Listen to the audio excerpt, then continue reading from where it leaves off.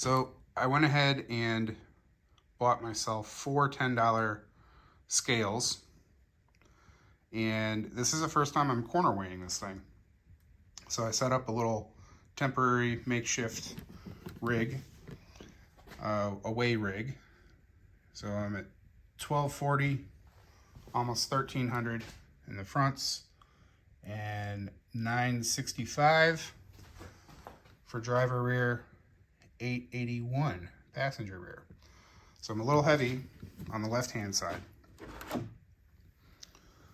This is the current setup. This is my get to where I'm going battery. It's a little bit lighter, it's a little bit smaller. I had it before I bought these. These are the 2200 3S. I'm getting a little over an hour, about an hour and 15 minutes runtime out of each one. I put one in my pocket, and I put one in the truck once I get to the rocks. But this one gets me to the rocks normally from wherever I have to park.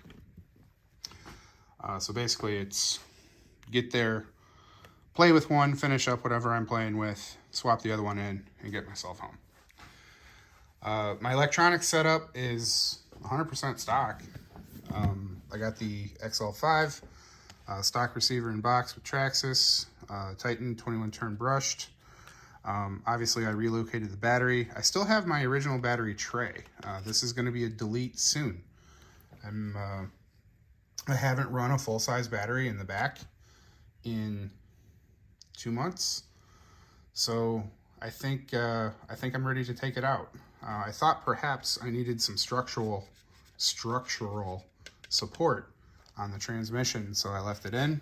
I picked myself up another rear cross brace here, and I'm going to mount it at the front of the rear fenders to make sure, because the body and everything is all connected. I want to make sure that I don't weaken the chassis structure by taking that out of there, but I'm pretty sure this battery is going to be deleted. So running the numbers on this 4-corner weight, it looks like I've got a 58% bias.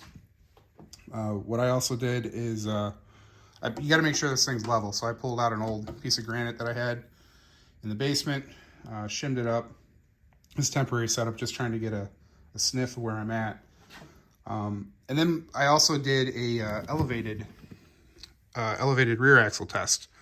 So when you lift the rears, your fronts obviously get heavier, and then you can calculate the height of your CG based on those numbers. This truck is 112 millimeters above the ground, which is not particularly low. So for demonstration purposes, without the body on here,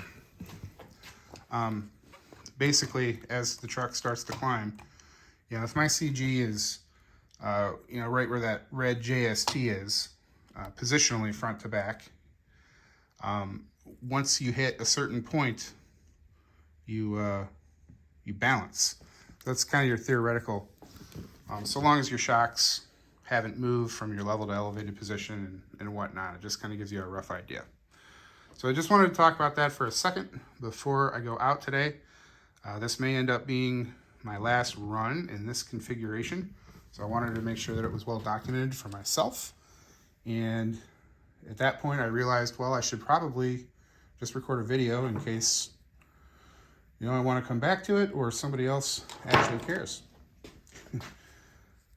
The Easter Bunny came a little early for me. I've got 2 pretty significant improvements that are going to be coming. It is, number 1, Fusion Pro. Very excited about that. It's the integrated ESC and motor. Be replacing that guy. We'll save a little weight. We're going to delete this guy here, and that's going to go in another car that I have that's broken. And then this. So here's my new steering system. This is a AGF RC SA75. Going to be direct power. So it's got both plugs on it. Direct power is not nearly as difficult as it might seem to some people. I took my battery plug here and I simply added a tap. I had done this previously just because I like to know my battery voltage. So when I hooked up my sensor into the receiver, the Traxxas job that goes through the TQI app, I just made sure that I had this extra tap in here. I put this on pretty much every car, just so you have it. Turns out that's exactly how you power a direct power servo. So that's going to plug in right there to power. It'll drop in here for my stock replacement, and it should be all good. All right, let's see how it does. Let's go have fun today.